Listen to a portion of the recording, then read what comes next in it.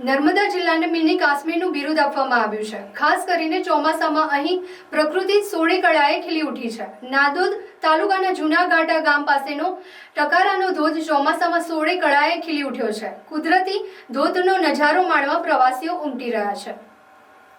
નર્મદા જિલ્લાના ચોમાસામાં કુદરતી ઝરણાઓ અને નાના મોટા અનુપમ ધોધનું કુદરતી સૌંદર્ય ખાસ પ્રવાસીઓને આકર્ષે છે।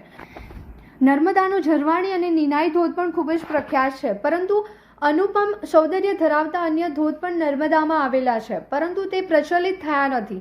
ત્યારે જિલ્લાના આવા જ એક ધોધ પૈકી એક નયનરમ્ય ધોધ છે, તે ટકારાનો ધોધ છે। લોકવાયકા પ્રમાણે આ ધોધ રાજા રજવાડા સમયનો છે। રજવાડા સમયે આ ધોધ ખૂબ જ ઊંચાઈથી પડતો હતો, જેના કારણે ખૂબ જ મોટો અવાજ પણ આવતો હતો। આ ધોધને રાજાએ પથ્થરોને ટાંકીને બનાવડાયો હતો, તેથી ટકારાના ધોધ તરીકે પણ ઓળખાય છે। આ ધોધ પ્રવાસીઓ માટે આકર્ષકનું કેન્દ્ર બન્યું છે। નાદોદ તાલુકાના જૂના ઘાટા ગામ પાસે ટકારાનો ધોધ હાલ ચોમાસામાં સોળે કળાએ ફૂલ બહાર ખીલી ઉઠ્યો છે। આ કુદરતી ધોધનો નજારો માણવા પ્રવાસીઓ મોટી સંખ્યામાં ઉમટી રહ્યા છે। રાજપીપળા નજીક આવેલા આંબલેટાથી 3 કિલોમીટર દૂર ખોજલવાસના પાસે ઢોચકી તરફ વળાંક જતા આ ટકારાનો ધોધનું કુદરતી નયનરમ્ય દ્રશ્ય પ્રવાસીઓને આકર્ષી રહ્યું છે।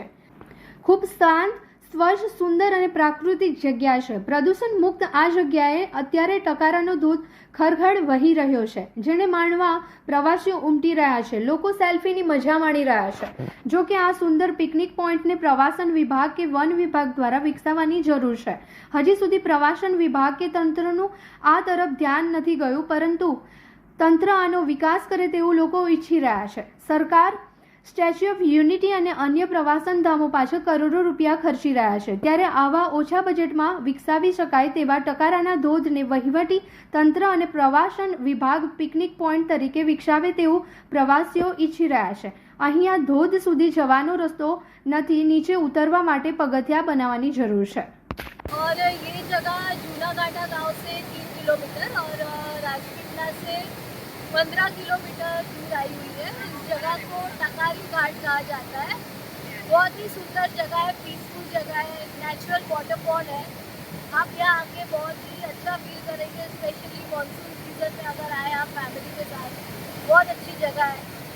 और मैं अपनी तरफ से गवर्नमेंट और फॉरेस्ट डिपार्टमेंट को कहना चाहती हूँ कि अगर ये जगह को आप थोड़ा डेवलप करें तो एक अच्छा टूरिस्ट स्पॉट बन सकता है। यहाँ पे खाने के स्टॉल लोग लगा सकते हैं, वीकेंड पे फैमिली आके एंजॉय कर सकती है।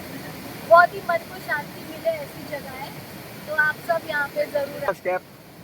और यहाँ पे ऐसे थोड़ा कच्चा रास्ता है, स्टेप्स नहीं है, तो अगर उसको थोड़ा डेवलप करें तो अच्छी बात है। नाम सब अच्छे से एंजॉय कर सकते हैं। मेरा नाम रुचिता है। અમારા ગામનો જૂના ઘાટનો ધોધ છે, ત્યાં સુંદર જગ્યા છે જોવાલાયક, અને ત્યાંથી 3 કિલોમીટર થાય છે, પણ સરકાર કંઈ ચાલુ કરે, પ્રવાસીઓ આવે, જોવા જેવું છે બધું, તો કંઈ હોટલો બને કંઈ તો સારું છે, એવી સરકારની અમારી માંગ છે। ચોમાસામાં સરસ મજાનો ધોધ છે, અહીં જોવાલાયક છે, અહીં બધું દૂરથી આવે છે। સરકાર આનો વિકાસ કરે એવી અમારા ગામની માંગ છે। નામ વત્તા કરણભાઈ કનુભાઈ। નર્મદા જિલ્લો એને મિની કાશ્મીરનું બિરુદ આપવામાં આવ્યું છે। પ્રકૃતિ અત્યારે ચોમાસાની અંદર સોળે કળાએ ખીલી ઉઠી છે। તમે જોઈ શકો છો પાછળ જે છે એ ટકારાનો ધોધ છે। નાદોદ તાલુકાનો રાજપીપળાથી 15 કિલોમીટર અને જૂના ઘાટાથી 3 કિલોમીટર દૂર આવેલો છે। અહીંયા જે ધોધ છે એ રાજા વખતનો ધોધ છે, અને એ રાજાએ એને ટાંકણા મારીને, ટકોરા મારીને આ ધોધ બનાવ્યો હતો, એટલે એને ટકોરાનો ધોધ કહેવામાં આવે છે। બહુ ફેમસ ધોધ છે। જોકે આ પબ્લિકે આ શોધી કાઢેલો ધોધ છે, જેને કારણે તમે જોઈ શકો છો કે આ ધોધનું કુદરતી સૌંદર્ય અનુકૂળ છે। અહીંયા નાહવાની મજા આવે છે, પણ જોકે અહીંયાથી નીચે ઉતરવા માટે પગથિયા કે એવી વ્યવસ્થા નથી, લપસી જવાય એવી વ્યવસ્થા છે।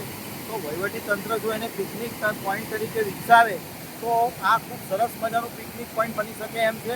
દીપક જગતાપ, રાજપીપળા।